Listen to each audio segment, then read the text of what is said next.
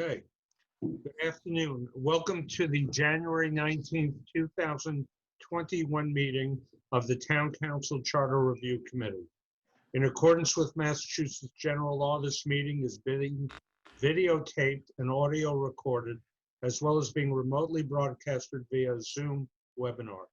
If there is anyone in our viewing audience who is taping this meeting, would you please announce yourself?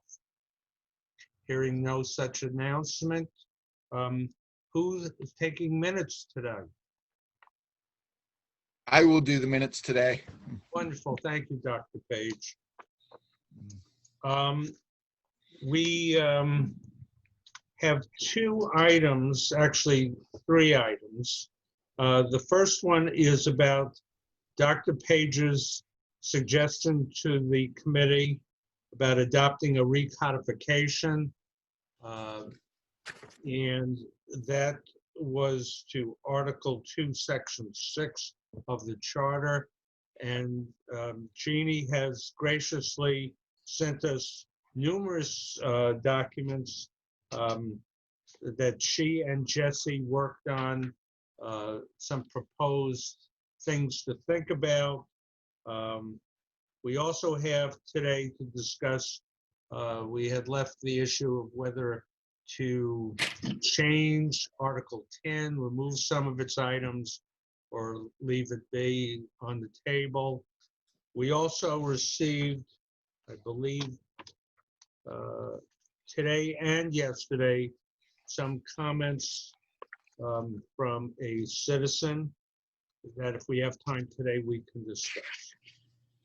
So let's go to the easier one about Article 10, the transition provisions of the Charter. There was previous discussion whether a lot of that article is stale, moot, however you want to phrase it, and whether or not to leave it in, whether to modify it, whether to put some wording in. And so let us begin. Suggestions, discussion. Thank you, Andy, for coming. Go ahead, Ralph. Sure, I'll jump in, Larry. So I've reviewed Article 10 again, the transition, and either everything has been done, it's being done, or it has contingencies to be done, such as continuation of existing laws. That's something that we just continued and kept going with. The bylaw review has been done. The continuation of government's done. The departments are being handled and taken care of. And if any other form of department needs to be done, that's addressed in the previous articles in the charter under the reorganization. Appointed boards has all been taken care of. It would be my suggestion that this, for clarification, gets removed. And if at anything, we do an addendum at the back, just showing that this was in existence and it was removed upon, this charter review. Marilyn? Through the chair, Larry, I'd like to ask Ralph a question. What do you see as a problem in leaving it and just going through, because Section 1 of Article 10 is ongoing, in my opinion, and should stay. Because I know there are outstanding regulations that have yet to be addressed, and at this point, they're still in force. So, I think that piece should stay. But why, and there are other pieces where we could leave them and just put an addendum at the bottom, completed on the date it was completed. For a historical perspective, if you put it in the back, why don't you just leave it in the document as Jeannie had suggested to us in her communication with other communities who have also chosen, except for one community, to just leave it as part of the document, because it is a history of where we came from. So that's my thought. What's the harm of leaving it? Through the chair, may I? Go ahead. So my whole thing is, it's just like Mass General Law. when a new law or an amendment's put in, you don't leave the old one. It comes out, goes for somewhere for historical purposes.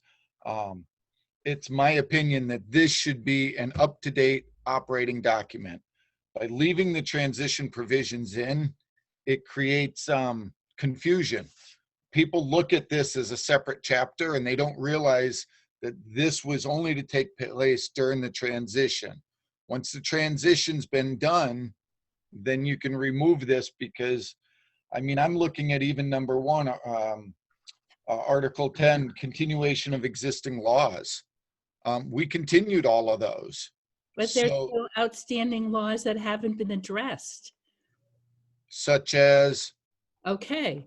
I know that the town manager's office has been going through documents, boxes of things still from the selectman's office. And I know that there is the used car regulations, which were adopted back in, I believe, 1990. Now, granted, it was a while ago, but it was still adopted, and they're enforced. And the council has not yet discussed that. And I brought it up recently and was told, now that we're in the middle of E-code, that we should put it on the back burner until such time as E-code is addressed. And then we can look to these individual regulations, either modify them or repeal them.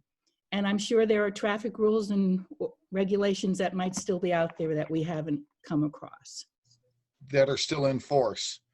Yes, correct. Yeah, Because absolutely. They're still in force. They're existing. We continued on with them.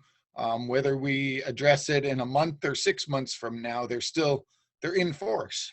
That's what that particular chapter said, was that any laws that existed that hadn't been repealed stay in force, and we keep going. So when you and I are pushing up daisies, how are they going to know, people behind us, what to do with I mean, are they going to know where it's written to go back to see how the charter intended that it would be handled if it's not there? Bill, I saw your hand. For historical purposes, I've got 2 thoughts on this. For historical purposes, I think something should be there. The second thought is, this is the first review of a charter that's been in effect roughly for 4 years, almost 5 years. We can leave it for now because it's still relatively new, almost kick the can down the road and let the next review commission decide if it's time to pull it out. That's a good, may I, Larry? Sure. Okay, I think that's certainly a reasonable approach, but I would also like to suggest that the areas that had specific timelines, you know, the adoption of the charter, which was in April of 2016, that date should be in the charter. Also the establishment of the bylaw committee, and when that was completed, that date should be also added to that section, so that someone looking at it, you know, 5, 6, 7 years from now would know that those pieces were done at that time. I mean, that's what I would suggest. Go ahead, Andy. Is there a way to do both? I understand Ralph's point about having the most up-to-date document, and the example he used was the law. When there's an amendment, you take out the old amendment, put in the new one. You want to make it nice and clean.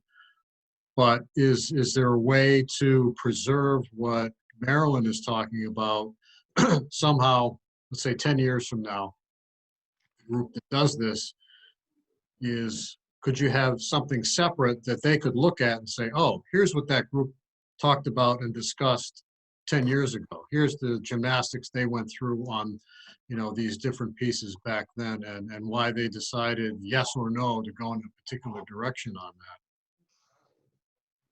Just a thought. Jeannie, I recall that we inserted somewhere in our suggestions a date where the charter was adopted. Yes, the section 2, the bylaw review, there was a motion by Marilyn, I think, to add the completed date, like she just said.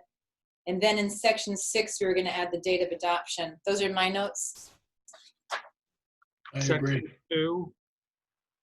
Section 2, to add the completion date. And what article is that in? 10, Article 10. 10? right.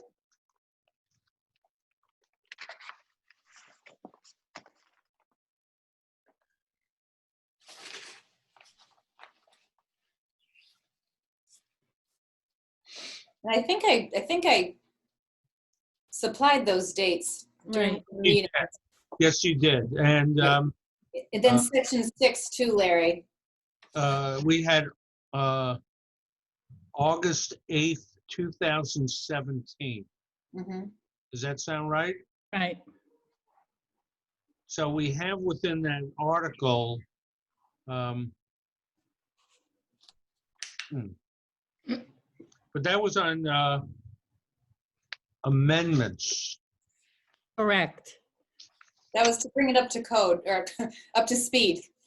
Wrong. But I thought we had the 2016, other than on the cover sheet of this one. We Where's were going to add that one, Larry, to section 6. Right, Section 6 right, Right. April 12th. of Article 10. yes. Yes. Oh, yes. Okay, so it's right in there that it was adopted on April 12th, 2016. Mhm. So, Ralph, I thought about the combination of these views. There are probably even regulations or some rules that no one at this moment has realized need to be revised or accepted or some changed or modified. And therefore, they would remain in existence until that was done. And I know what you're saying about the state law. When you look at a state, the statute book, at the bottom of the body of that section, it has the dates of amendment, and it also says what the amendment was for.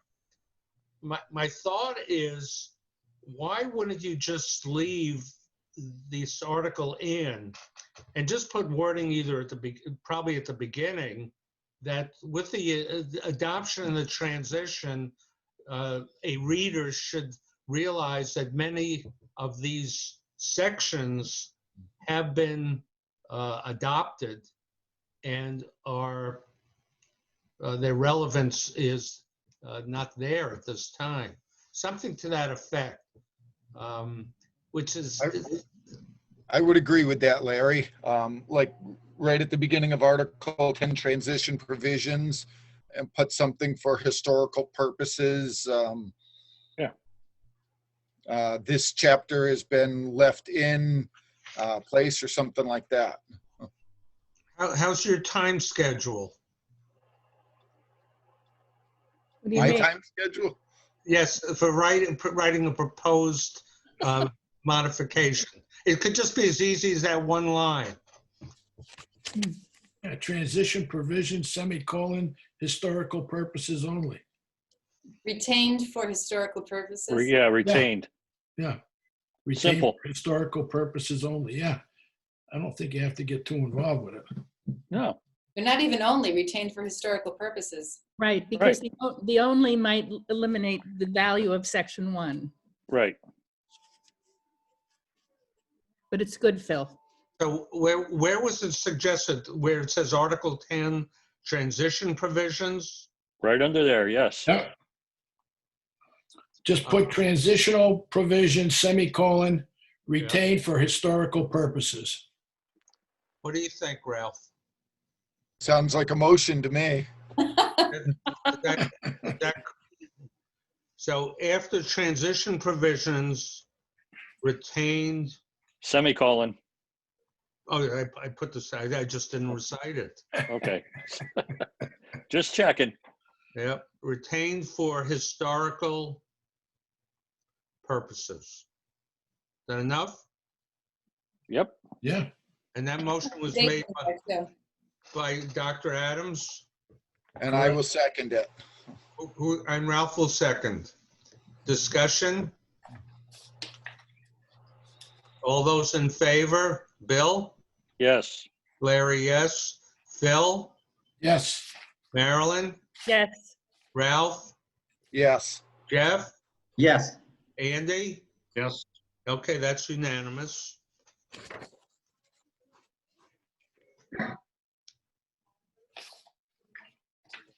Okay.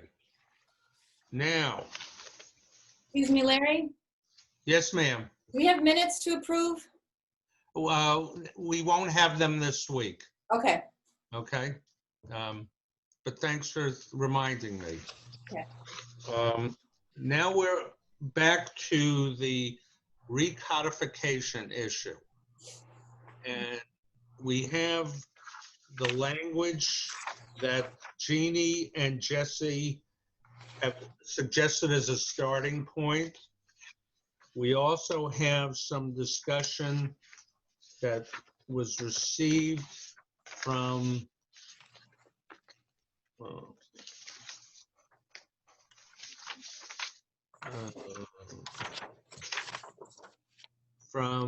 Claudia Zutch, Jeannie? yes, I think so. Yep. And so let's open up again the discussion on this issue and the input we have received. Yes, Miss Marilyn. Did we receive the input from Claudia? I never Maybe did. not. I didn't see any. I think I just. No, I'm looking for it now. That's what I'm A couple weeks trying to ago. look for. I don't see any. So maybe someone could read it into the record, or at least summarize what We you said. did, it's rather long. Uh-oh.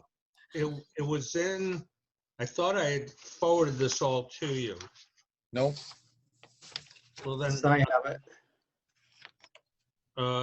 oh, Jeannie sent it to everyone. Did I send it to everybody or just you? Let me look. No, I'm looking at Tuesday, January 12th. Or am I wrong, Jeannie? I have the 17th. Hang on. January 12th. You sent it to Michael Kane, Bill Fonseca, Tom Christensen, Phil Adams, Andy Fraser, Jeffrey Bosworth, yours truly, and Jesse. Yeah, I think I did that like in the middle of the meeting Okay, last week. You're right.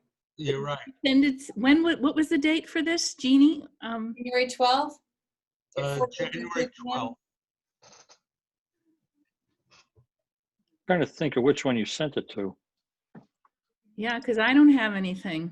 You're the I don't only have one who it. didn't get it, Marilyn. No, I don't have it either. Jeannie. Ralph, I'm looking, I'm trying to figure out what email it could have been sent to. it was, and she forwarded it. Marilyn's the only one I missed. What's that? Marilyn's the only one I missed, I think.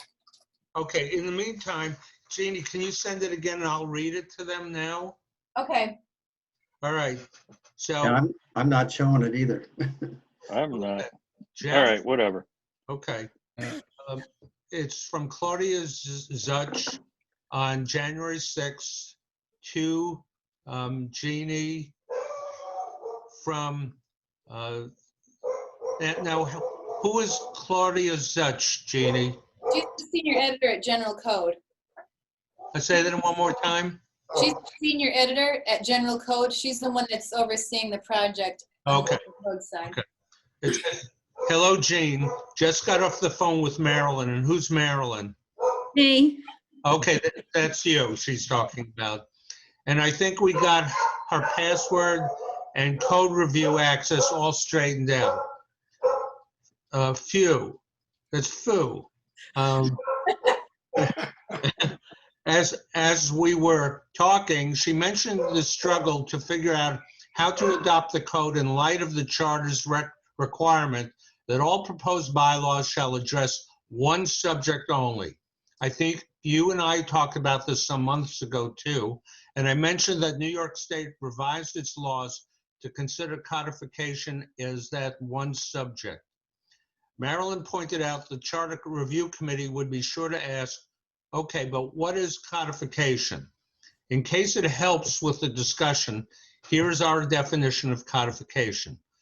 Codification is the process of organizing a community's legislation of a general and permanent nature into a code, a systematic statement of a body of law, integrating local legislation into a single document, organized logically by subject matter so that users can, at any time, accurately determine the current state of the law.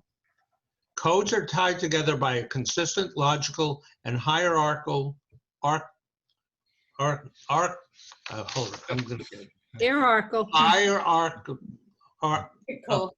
you know where I'm going. Yeah. Numbering system that uniquely identifies discrete portions so that referencing any section is unambiguous. To address text changes beyond just organization, the adopting law includes the following semicolon. In compiling and preparing the bylaws for adoption and revision as part of the code, certain grammatical changes and other minor changes were made in one or more of said bylaws. It is the intention of the town council that all said changes be adopted as part of the code as if the bylaws so changed had been previously formally amended to read as such. In addition, the following changes, amendments, or revisions are made herewith to become effective upon the effective date of this bylaw. And then parentheses, chapter and section number references in section A attached hereto are to the ordinances as they have been renumbered and appear in the code, close parentheses. The following changes noted in the paragraph above references the list of bylaw changes that are provided as a separate document. Not sure if any of this information helps or muddies the waters, but use it for what it's worth. I'm confused, but that's okay. Everyone else get it okay? I gotta digest that. And then we have from Jesse and Jean, their opening suggestions for a definition of codification and how to implement it. Everyone have that email? Yes. Okay. So Ralph, lead us off. I will say straight out that Jesse's recommendation for a definition of codification, I liked it. And as far as adding a paragraph to Article 2, Section 6, I had no issues whatsoever with the language that they used. I liked the fact that they extended the length of time beforehand that we have to advertise, which gives the public a extra week to look this over. It mandates at least 14 days, which doubles the time that we have now in the charter. I liked all his suggestions. I thought it was great. Other comments? Well, I'm back to my original position.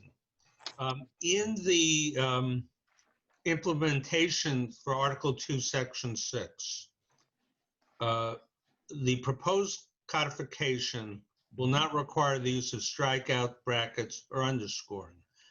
And then if you went to the definition above, include reorganization, renumbering, retitling, making grammatical changes.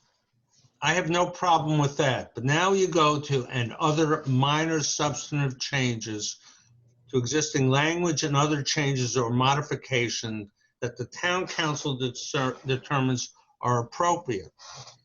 So minor substantive changes, that's rather subjective.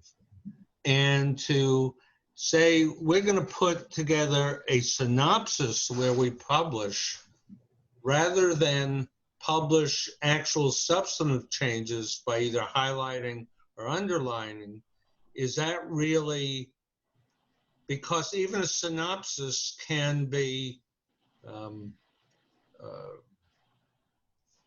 somewhat slanted, whereas the actual language that wants to be put in for substantive changes you let the reader decide what it means. Yes, ma'am. Marilyn?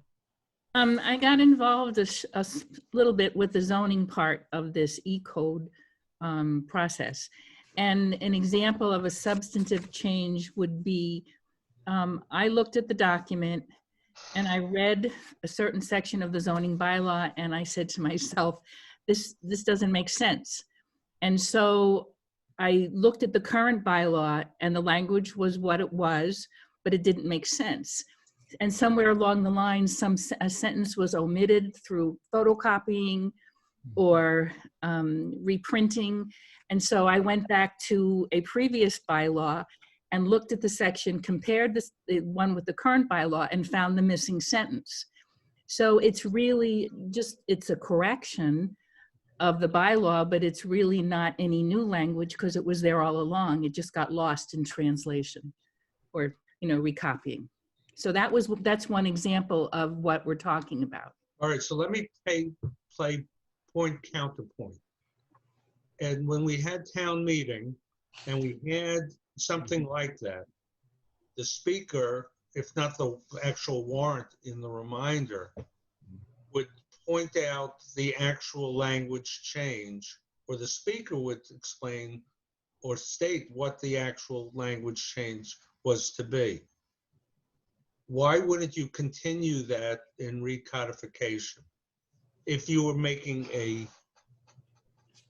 minor substantive change? That's my only issue. The other issue that I brought up last time, and Phil, help me out. What was our other point? I think we're talking about transparency and making sure everything is on one page rather than flipping back and forth to 2 or 3 documents. Didn't we talk about that? Yep. We wanted everything on the same page Yeah. so someone could see what the actual changes were. Right. Yeah. My point though is, this is I think it's important for the voters or citizens to know, at least during the approval process, once it's been adopted, I don't know that it's important to have strikeouts or a highlight. I know it's not important at that point. So this would only be during the approval process. Yes, Marilyn. Actually, Jeannie's has had her hand up before me, so let her go first. I'm sorry. But that's Jeannie? okay. There are just so many minor changes like Marilyn's talking about. I think logistically it would be a nightmare to do that. It's just, there's just so many details and with the grammar and corrections and misspellings and retitling it. I don't know how we do it. Do you agree with me, other bylaw committee members? Yes, I do. I think it'd almost be better to have, here's what the bylaws, general and zoning were, and this is how they look now. Yep. Well, what if you only had any minor substantive changes had to be highlighted somehow? I don't have a problem with grammar, spelling, renumbering. Yeah, retitling, that's not a problem. Yeah. Go ahead, Marilyn. This is for Bill and Ralph and Jeannie. In the back of the document, or one of the last sections, it talks about the amendments that have been made throughout the whole process. I mean, you've kept a running tally of what you've done, which I think is great. What were your intentions? What were you planning to do with that piece of the document? Is it just to sit there, or is that, was there a goal perhaps to use it in some fashion? Who's that addressed to? I'm looking at Bill and Ralph, Bill. or Jeannie. I don't think we ever, it was there for historical purposes. We were continuing it because there has always been a document that showed changes. Okay. Are you So I talking think we were just continuing it. Hey, Jeannie. Marilyn, are you talking about the 40-page document that showed all the changes that the committee had suggested to general? No, at the very end, I can't open it up because the only computer I can use is the one that I'm Zooming. My other computer wouldn't allow me to download it or wouldn't open it up. So, but if you go down, you like the table of contents at the very end, it talks about amendments or some sort of Right. tracking of the changes that were made. And I thought at least they're all in one section. They are. And Yeah. Derivation table? Yes. Yes. Yeah, but that, in that section, it's just a one little line. Someone made a decision how to word a title for that amendment, rather than specifically state what the amendment was. Acceptance of the state statute to make the town clerk an appointed position rather than elected. But it wouldn't be that specific to accept the statute. It may have said that wording, but what I'm saying is you're going to have possibly a number of substantive minor changes. And during the approval process, because the section in the rear is after it's adopted. So you have some historical, then you could bother Jeannie, can I look at the town warrant for that year to see what was actually the wording of the adopted amendment? I'm really concerned during the approval process. Just my 2 cents. Ralph? So Larry, if we pass Article 2, Section 6 as written by Jesse, it says that the proposed codification will be made, the entire codification will be made available for review. So, and on each chapter where something's been changed, it says right in it, this will be adopted at time of the charter change or the e-codification approval. This will be adopted at this point in time. This will be adopted here. So the entire document's available. I mean, you can literally go right through it and there's a heading on each one that says when it's going to be adopted. So the wording in that sentence is slightly different from the prior one because the publication says a reasonable synopsis. So the next sentence, which says a comprehensive record reflecting the entire scope shall be available for review. What does that mean? Yes, Jeannie. So that reasonable synopsis was something that was changed because it was costing a ton of money to publicize the new bylaws in the local paper.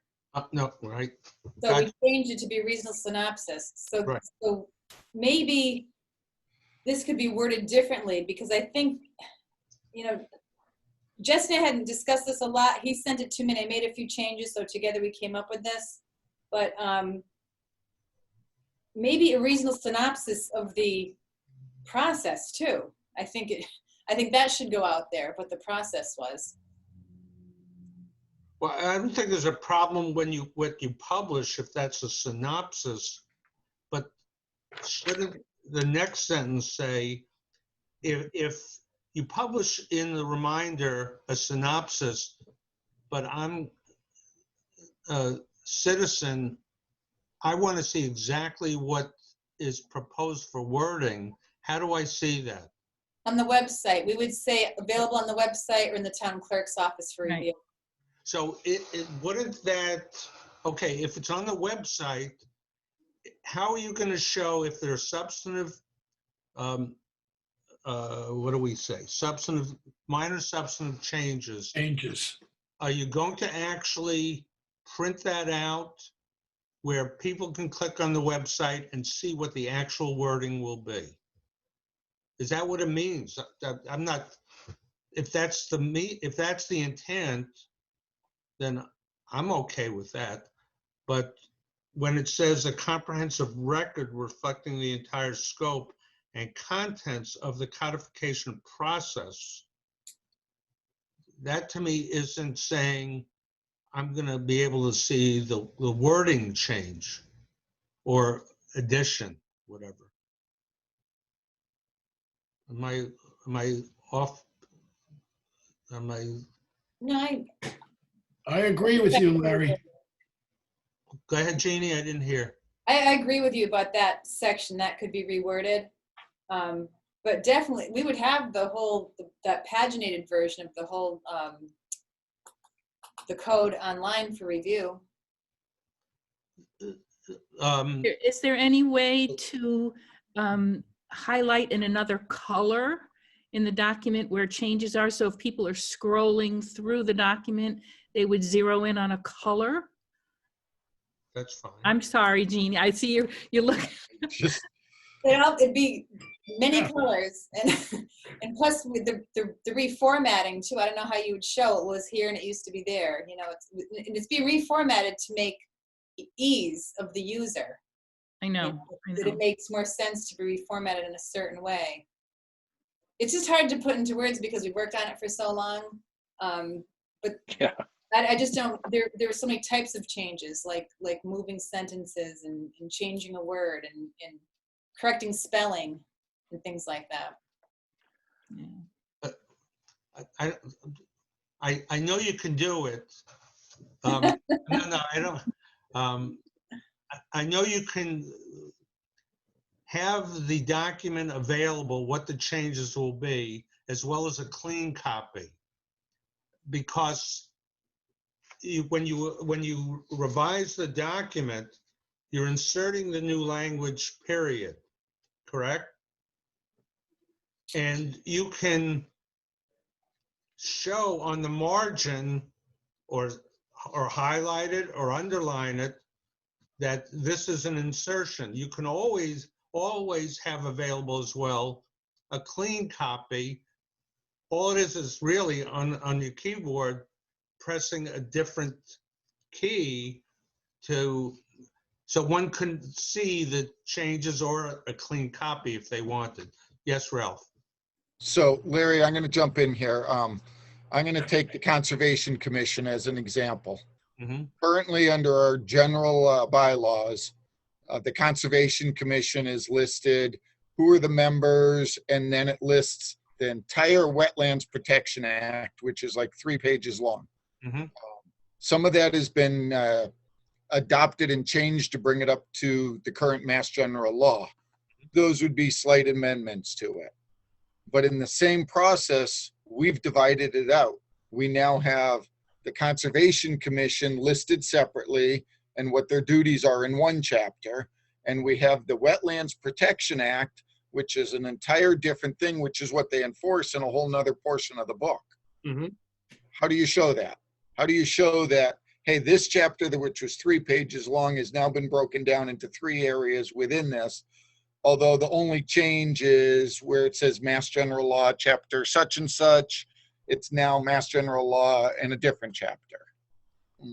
Well, I don't think that's a what's the wording again? Substantive change. So you don't want us to show any of stuff like that. You only want us to show anything that a major change, which, yes, Jeannie, I believe, don't we have an entire record of that, like a page and a half that we're going to present? Right. Pat had the document from last year, about a year ago. Then we've got another recent one. Right. Yes, we have that, and yes, we are proposing that will be presented to say these are all the major changes that are being made. The rest of them are all what we consider minor numbering and stuff like that. right. Okay. So rather than having 2 separate documents, that a citizen has to look at your proposed changes and then look at the existing charter. We'll use the charter. Well, you're not using that for the charter, correct? No, No. So rather than looking at the general bylaws and another sheet, can't you incorporate that other sheet into and show it on the actual general bylaws where those substantive changes will be? And saying this, however you want to say it, that any grammatical, spelling, changing paragraph numbers, article numbers, whatever, those are not specifically shown unless you wanted to, but you don't, there's no need to highlight those.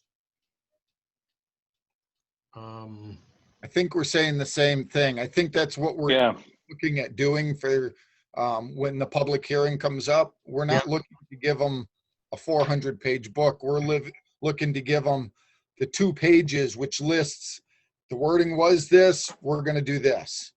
We're proposing this change. Because some of those, even though we think they're good, the town council, when they go to vote on it, they may not agree with that. Okay, so if that's the case, can it be incorporated into the one bylaw, general bylaw document to show it right there, rather than having a separate page or two? Now you have to look at that and then look at the main body of the general bylaws.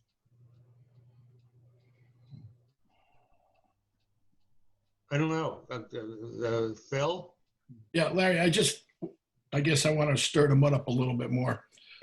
When I made a change to a policy or procedure, in the beginning, I would indicate that the changes were taking place and all changes were outlined in red. And then when I made the change, I made it right exactly where the change was supposed to take place. And I outlined it in red. So before I even made a change, I outlined in the beginning how we were going to define the changes so the reader would know. So you'd read the sentence and you'd see where after it in red was the change that you'd want to make right then and there so that you'd understand that complete document. I agree with you. If you put it all on the back, you have to go page to page and try to figure out what they're meaning. And I think that's where the problem comes in. So I would suggest that you'd have some kind of definition in the beginning to decide how you're going to do that. And then any kind of a change at all. And the other thing is, it says any other changes or modifications that the town council determines as appropriate. I don't understand that one either. I need some clarification on the town council makes a determination of what's appropriate to make the changes.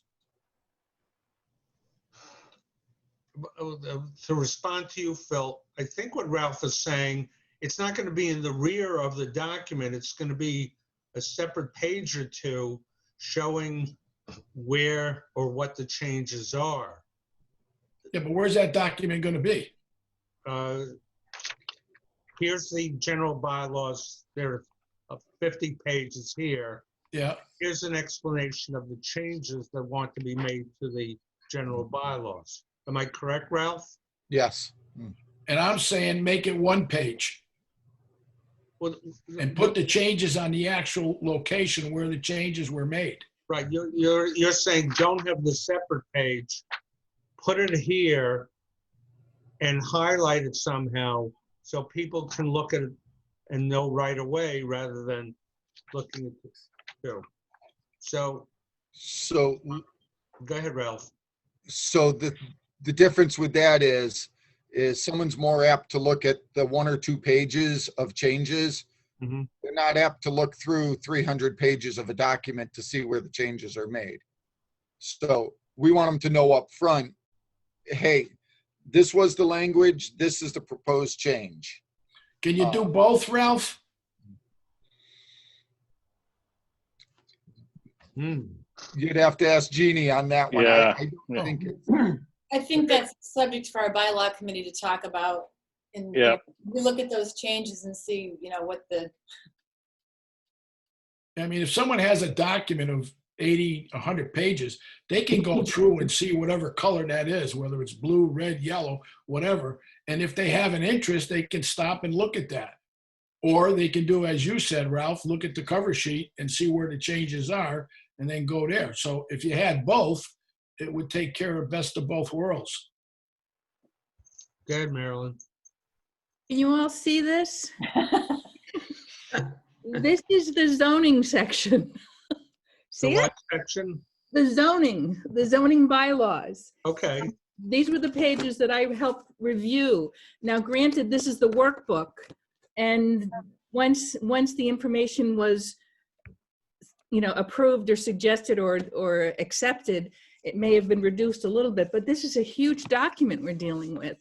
And going through pages, how many pages, Jeannie? 400? 400 and some. 480.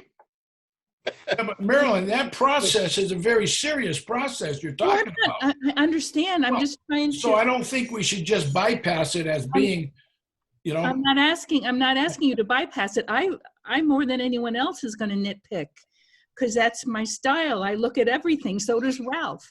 So, Okay, hey, listen, folks, I don't want to cut anybody off, but I gotta get going. all right. All right, so Good I luck. will see you Hey, guys next Bill. week. Thanks. Okay, Bill. yes, Andy. Oh, No, I was just waving to Bill. I like Phil's, I do like Phil's suggestion. Color code the change on the particular page and table of contents as well. If they want to look at it, it's very easy for them to find. Jeannie, you had your hand. Yeah, the only other thing we could do is look at those changes and have public hearings for each one of them. oh, geez. No, I know. No, we're not suggesting that. Well, I'm just Yeah, why trying to don't we think just have a outside the public box. hearing? I think it's hard for you to imagine the hundreds, how many questions did we have? 250 or something in the workbook? It's Oh, it was way over 350. Because 250 we had questions. question Right. 35017 and Yeah. Yeah, but how many substantive changes are you thinking of? Jeannie, what did he have? Maybe 2 pages written out? Do you mean through our last go through? We're talking a total number of them. Well, I think there was 18 changes that he proposed last year, and most of them were fee changes. What changes? Fee changes. Fee. Pat had proposed at the last council meeting that the council had approved during that presentation. It was part of the general code. That whole document, Jeannie, how many changes do you have that are I would say minor over substantive 300, right? changes? I'm Yeah. sorry? We had 350 questions that general code proposed to us where they saw errors, they saw we had maybe the wrong chapter section, it could be worded differently. And there's 350 questions to go over like that. Yeah, yeah. And if So we how do many one thing, changes after you go over all this? what's that? How many changes after you go over these 350 questions that you had? Well, that's hard to say. The final draft we just went through, there were 40 questions we had to review that we had suggested for the first go around. But out of those, half of them were zoning, Ralph, right? Half of it was just corrections and grammar and. Yep. So Phil, if you're talking total changes and not just substantial ones, we're talking thousands throughout the whole document. If you're only talking major, almost to the point where amendments, I would say there's probably a total, maybe 40 areas that will be listed out for the council and for the public to look at that are actual changes to the document, such as one of them well, it's since out of there now, but let's say the dispatch. We created a bylaw to create a department because every department should be listed in the general bylaw. So we had departments and we had subcommittees and all commissions that weren't even listed in it. So we created a chapter for them, which said, hey, there's a director, there's an annual report and this that has to be filed. To me, it never existed. Now we're making it. Is it anything major for the town? No. It's been running in the town. It's been operating like that. We knew we needed it in the bylaw. to show the town citizens, hey, this is what we have. Right, like IT wasn't listed in the department, and it should have been, so we added it in there to be consistent that all the departments were listed. HR we added in, but we're reserving the space because we really don't have a solidified HR department and director yet. So it's things like that that really aren't changes, but they're updates or corrections, Amendments. amendments. So those could be in a different color since they're creating a new, like the dispatch, you're creating a new agency. So that could be just a different color. So when people read the document, they could see that this is something new. Correct? That's what you're doing. I mean, you say you only have 40 of them. All the other ones that you're talking about are changing the dates or the numbering or reorganizationing. Those don't have to be in there. It's just those 40 that you're saying are major ones, I think, that need to be in the document in a different color so that or put both of them together with your idea, Ralph, and my idea, and that way the document is complete. Or you may want to go back to what Jeannie said and let the bylaw committee take a look at it and come back with their recommendation. Well, if we went with Ralph's initial and Jesse's and Jean's proposal, eventually the wording has to be changed in those bylaws, whether it be zoning or general, that you can click on and look at after approval. The only difference would be if you put it in before approval and predict that at least most of them will be accepted, and therefore you've already done the work that you'd have to do eventually anyway. So Larry, Yes, Ralph. E-Code is a company that we've hired to Okay. do most of this. So they have control of the document. So what we do is we send them a list of changes. So they Okay. have the whole document. All So right. So can we do this? If they're getting paid by us and we're relying on them, we can't be the only ones who've ever asked this. Can we ask their recommendation? We're just looking so people can make a rational decision. And isn't that's that a quick one. Go ahead. Sorry, quick point. Isn't that what Claudia sent to us was her recommendation? I have no idea. I read it. That was my second time reading it. And I don't know what it said. Yeah, that's what other communities do. It's a one-time adoption of the code in total. I can reach out to different communities to see exactly how they did it.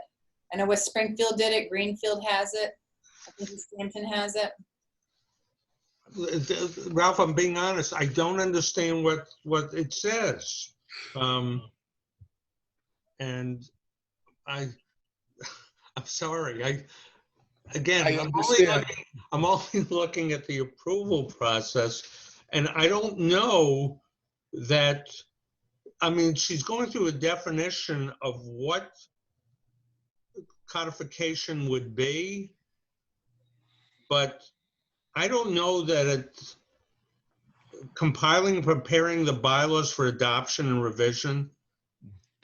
It's not as specific as unless I'm missing something. It's not saying the following changes, amendments, or revisions are made herewith to become, what we're talking about is if people want to know, how are they educated in the approval process? I don't know that she's addressed that. She talks about putting those changes after adoption in Schedule A. I think that's what she's saying, but I'm not sure.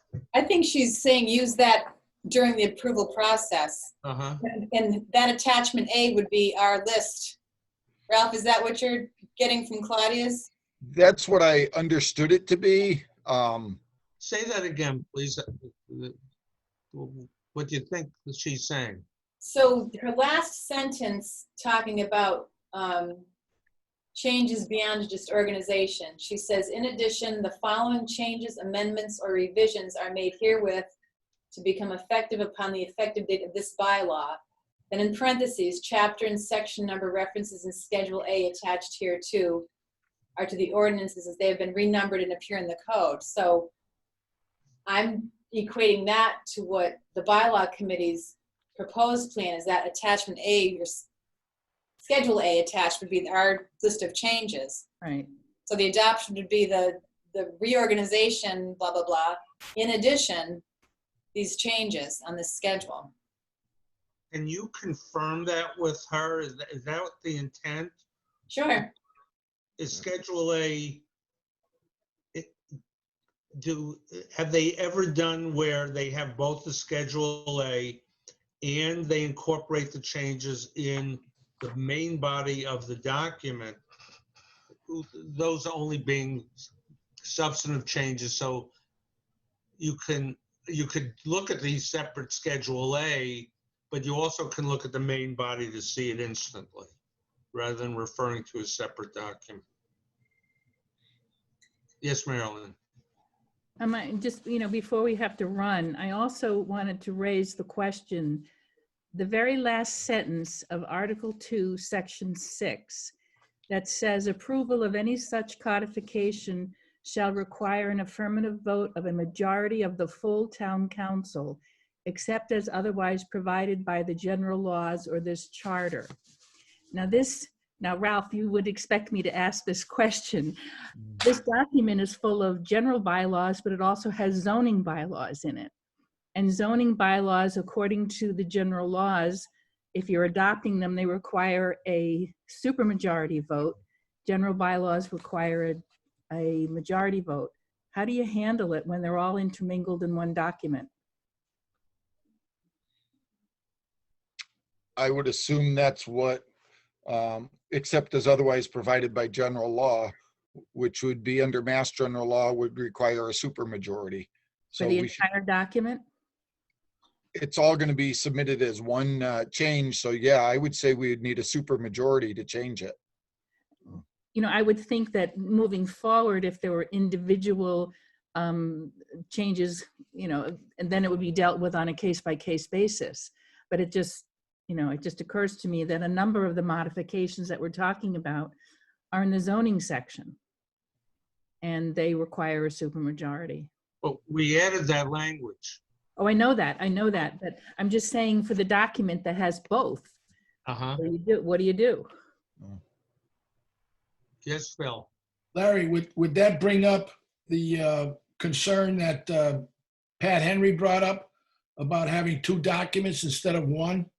If we had the bylaw codification and the charter codification, if we had the two, then that would take care of Maryland's concern. One would be by majority and one would be by supermajority.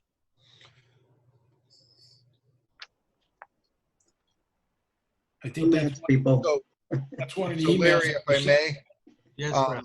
Phil, what Pat was talking about is the vote of the town residents.